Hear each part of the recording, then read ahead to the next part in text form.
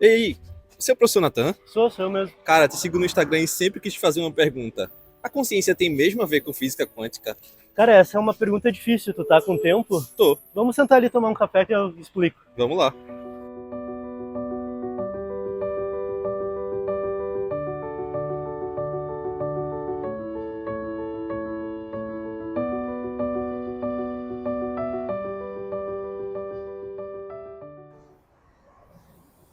O tema da consciência ele é super espinhoso. Quando alguém me pergunta se consciência tem a ver com mecânica quântica, minha resposta categórica é sempre não, não tem. A gente não deve associar essas coisas, porque circulam na internet uma série de discursos pseudocientíficos, místicos, que fazem essa associação. E são equivocadas, e são distorcidas, e enganam as pessoas, e isso tem que ser evitado e combatido. O problema é que, do ponto de vista histórico, o assunto é mais complexo. E em alguns momentos houve tangenciamentos entre a história da mecânica quântica e o conceito de consciência, que é polissêmico, que também é complexo, que tem várias problematizações possíveis. Então vamos tentar analisar isso de um ponto de vista histórico. Para fazer isso, é importante também que a gente tenha um certo viés epistemológico, filosófico, que eu vou escolher um para a minha história que eu quero contar. No estudo de mecânica quântica, principalmente quando se fala de interpretações da mecânica quântica, se conceitualiza o que é uma interpretação. Interpretação de uma teoria física é o conjunto de afirmações que não impactam as previsões experimentais. Ou seja, eu tenho mecânica quântica com formalismo matemático. O primeiro formalismo, a postulação da mecânica quântica, foi feita por Neumann em 30. Então eu tenho os postulados da quântica. Eu tenho as regras de correspondência, que é como o formalismo se conecta com a empiria, que na mecânica quântica se dá pela regra probabilística de Born. Eu consigo prever a probabilidade de uma certa grandeza ser medida com certo valor. Com isso, eu tenho o escopo, né, a estrutura da teoria e as previsões experimentais que ela faz. Isso é a espinha dorsal da mecânica quântica. A interpretação são as afirmações adicionais que não afetam isso e que explicam o que a teoria é, ou do que ela fala, ou sobre a nossa capacidade de conhecer. Então elas não impactam as previsões experimentais, isso é o mais importante, elas não alteram a teoria em si. Então, por exemplo, a interpretação de Copenhague, ou a interpretação ortodoxa, a interpretação da complementaridade, descrevem que, quando eu faço uma medida, posição fica muito bem determinada, e aí a partícula, o sistema, está numa sobreposição de estados para o momento linear. Não existe um valor de momento linear definido, o que existe é uma distribuição de probabilidades. A maneira como eu falo disso, eu descrevo isso, é a interpretação da teoria, não é a previsão em si do que ela é capaz de fazer. O que acontece é que tem alguns problemas da mecânica quântica que são muito complexos, principalmente eram muito complexos de serem explicados nos anos 20 e nos anos 30. Por exemplo, enquanto eu não meço um sistema quântico, ele pode estar num estado sobreposto. Quando eu faço essa medida, o estado colapsa para um dos autoestados possíveis. O ponto é, quando que acontece o colapso? Como é que eu explico o momento exato da medida? Se eu tenho um sistema material interagindo com outro sistema material, a rigor eu deveria ter, de alguma maneira, uma nova função de onda que explicasse esse sistema associado e não necessariamente colapsar a função de onda. Então, o grande problema está no quando é o momento que a medida se concretiza.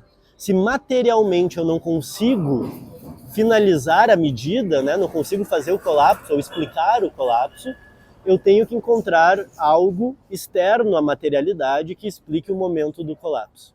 E aí, então, seria um primeiro momento histórico em que alguém propõe a mobilização do conceito de consciência. O primeiro grupo tem justamente a ver com as interpretações da mecânica quântica. Existe um grupo de interpretações chamado interpretações subjetivistas, que em algum momento mobilizam o conceito de consciência para explicar algo da mecânica quântica.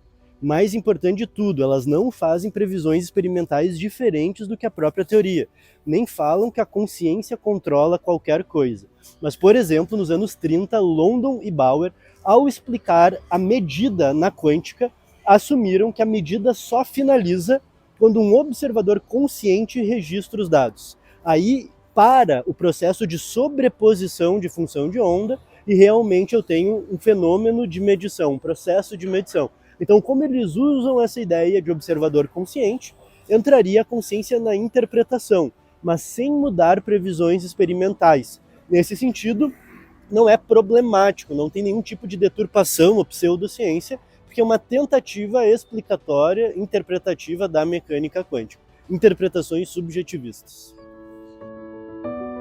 O segundo grupo de ideias já é um pouquinho diferente. Durante algum tempo, muitos pesquisadores tentaram, na verdade, encontrar se a consciência não poderia ser um efeito quântico do cérebro. Então, alguns pesquisadores, como Penrose, que ganhou o prêmio Nobel por outros motivos, acabou fazendo justamente uma tentativa de modelar o cérebro usando a mecânica quântica. Mas todos os testes experimentais indicam que isso não funciona muito bem. Para que possa ter estado de sobreposição e outros efeitos quânticos, o sistema precisa estar isolado. E o nosso cérebro é um sistema aberto, quente, e que é muito difícil garantir esse tipo de propriedade ou esse tipo de característica. Então, tudo indica que o cérebro seja um sistema clássico.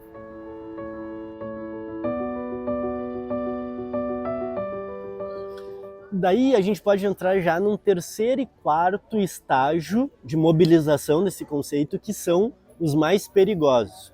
Eu diria que ainda é muito confuso, muito delicado, mas está ainda ali na linha divisória entre algo que pode ser interessante do ponto de vista filosófico e algo que pode ser perigoso socialmente. Esse terceiro grupo seriam os paralelos filosóficos.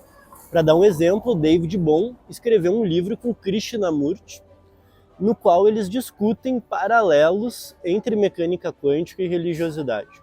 São paralelos filosóficos, são discussões, são reflexões em que o David Bohm não altera as previsões experimentais da mecânica quântica. Então é algo exótico, mas que ainda não implica literalmente afirmações equivocadas. O quarto grupo é o que realmente circula na internet e é o que é verdadeiramente perigoso, que é a distorção de toda essa discussão e as pessoas que passam a afirmar que a consciência escolhe o estado quântico e que a partir daí a gente pode escolher a nossa realidade. Esse discurso não bate com o que a mecânica quântica fala, a mecânica quântica não consegue falar dessas coisas e passa uma ideia falsa para as pessoas de que elas têm um método que pode mudar a vida delas baseado em mecânica quântica. E isso não é verdadeiro. Então eles estão fazendo previsões experimentais que a quântica não consegue fazer. Então eles realmente estão falando de uma outra coisa que não é a teoria, fugiu do campo interpretativo. Então isso é realmente algo perigoso, é algo que tem que ser cuidado e que difere, se distancia da prática científica. Nesse sentido, a gente pode olhar então para o conceito de consciência historicamente, ver que apareceu nas interpretações da mecânica quântica, em algumas delas, interpretações subjetivistas, apareceu na busca da consciência enquanto efeito quântico do cérebro e aparece em paralelos filosóficos. Isso tudo, entretanto, não configurou um programa de pesquisa profícuo, forte, não é uma linha de pesquisa forte na comunidade contemporânea. Então, embora exista, do ponto de vista histórico, a gente não pode negar isso, mas eu não diria que é uma pesquisa ativa contemporaneamente. Então não vale a pena hoje a gente aderir a esses discursos ou divulgar esses discursos, porque eles não correspondem ao que é aceito, ao que é difundido e ao que é usualmente validado pela comunidade. Se a gente for falar disso, tem que falar com muito cuidado e com muita precaução. E cara, se tu quiser saber mais sobre isso, quântica é um assunto super complexo, mas eu tentei justamente traduzir isso e contar uma história da mecânica quântica, discutindo o que ela fala e o que ela não fala. Eu botei isso tudo no livro Na Busca do Mundo Quântico, e é um livro de divulgação, tem elementos históricos, conceituais e filosóficos, e ele atravessa várias questões importantes, inclusive essa que a gente discutiu aqui. Então, se tu quiser dar uma olhada, fica aí o convite para tu conhecer meu livro. Obrigado, professor. Super esclarecedor. Valeu!